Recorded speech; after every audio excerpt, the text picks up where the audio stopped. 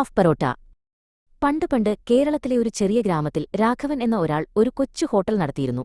രാഘവന്റെ കടയിലെ ഭക്ഷണം മോശമല്ലായിരുന്നു. എങ്കിലും ആളുകൾ അവിടേക്ക് അധികം വന്നിരുന്നില്ല. പുതിയതായി എന്തെങ്കിലും വേണം, അല്ലെങ്കിൽ എന്റെ കട പൂട്ടേണ്ടിവരും, രാഘവൻ സങ്കടത്തോടെ ആലോചിച്ചു. തന്റെ തട്ടുകടയുടെ മുന്നിലിരുന്ന് അദ്ദേഹം വഴിയേ പോകുന്നവരെ നോക്കി നെടുവീർപ്പിട്ടു. അപ്പോഴാണ് ബാലു എന്ന യുവാവ് അവിടേക്ക് വന്നത്. ബാലു ഒരു കരാട്ടെ മാസ്റ്ററായിരുന്നു. അവന്റെ ഡോജോ പൂട്ടിപ്പോയതിനാൽ അവനൊരു ജോലി ആവശ്യമായിരുന്നു. എനിക്ക് പാചകം അറിയില്ല, പക്ഷെ കഠിനാധ്വാനം ചെയ്യാൻ എനിക്കറിയാം, ബാലു രാഘവനോട് പറഞ്ഞു. രാഘവനൊന്നാലോചിച്ചു.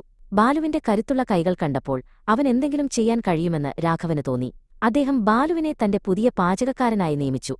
അടുത്ത ദിവസം രാവിലെ ബാലു അടുക്കളയിൽ കയറി. പച്ചക്കറികൾ അരിയുന്നതും പാത്രങ്ങൾ കഴുകുന്നതും ബാലുവിന് വലിയ താൽപ്പര്യമുള്ള കാര്യമായിരുന്നില്ല. കരാട്ടെ മുറകൾ ശീലിച്ച അവന്റെ കൈകൾക്ക് ചെറിയ ജോലികൾ ചെയ്യുമ്പോൾ ഒരു വിറയൽ പോലെ തോന്നി. എന്റെ ഈ കരുത്തുപയോഗിച്ച് എനിക്കെന്ത് ചെയ്യാൻ കഴിയും? ബാലു സ്വയം ചോദിച്ചു. അവൻ ഒരു വലിയ പാത്രത്തിലിരുന്ന മൈദമാവ് കണ്ടു. ബാലു കുറച്ച് വെള്ളവും എണ്ണയും ചേർത്ത് ആ മൈദമാവ് കുഴയ്ക്കാൻ തുടങ്ങി. സാധാരണ പാചകക്കാർ ചെയ്യുന്നതുപോലെയല്ല അവൻ ചെയ്തത്. അവൻ തന്റെ കരാട്ടെ മുറകൾ അവിടെ പ്രയോഗിക്കാൻ തീരുമാനിച്ചു. അവൻ മാവിനെ ഒരു വലിയ ഉരുളയാക്കി മാറ്റി. അവന്റെ കണ്ണുകളിൽ ഒരു പുതിയ ആവേശം നിറഞ്ഞു. രാഘവൻ അടുക്കളയുടെ വാതിലിലൂടെ ഇത് അത്ഭുതത്തോടെ നോക്കി നിന്നു. പെട്ടെന്ന് ബാലു ഹി എന്ന് ഉറക്കെ വിളിച്ചു പറഞ്ഞു. അവൻ മാവെടുത്ത് മേശപ്പുറത്ത് ശക്തിയായി അടിച്ചു. ഒരു കരാട്ടെ പഞ്ച് ചെയ്യുന്നതുപോലെ അവൻ മാവിനെ ഇടിച്ചു. മാവ് മൃദുവാകാൻ തുടങ്ങി. ഓരോ പ്രഹരത്തിലും മാവ് കൂടുതൽ ഇലാസ്തികതയുള്ളതായി മാറി. ഇത് കണ്ട് രാഘവൻ വാ പൊളിച്ചു നിന്നുപോയി. ബാലു അവിടെ നിർത്തിയില്ല. അവൻ മാവിന്റെ ഒരു ചെറിയ ഭാഗമെടുത്ത് വായുവിൽ വീശി. അത് ഒരു തുണി പോലെ നേർത്തതായി മാറി.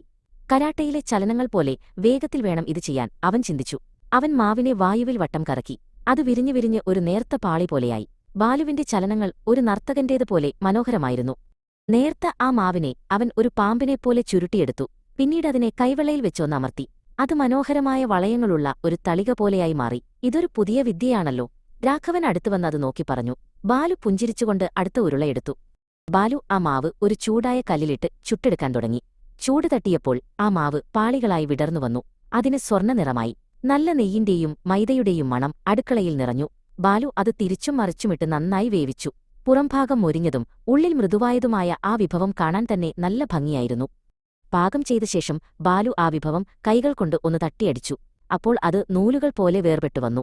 രാഘവൻ ഒരു കഷ്ണമെടുത്ത് രുചിച്ചു നോക്കി. അത്യുഗ്രൻ!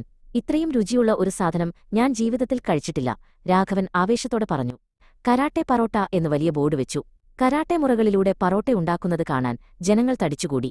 രാഘവന്റെ കട പ്രശസ്തമായി. ബാലു ഒരു വലിയ ഷെഫായി മാറി. അങ്ങനെയാണ് നമ്മളിന്ന് കഴിക്കുന്ന രുചികരമായ പറോട്ടയുണ്ടായതെന്നാണ് കഥ.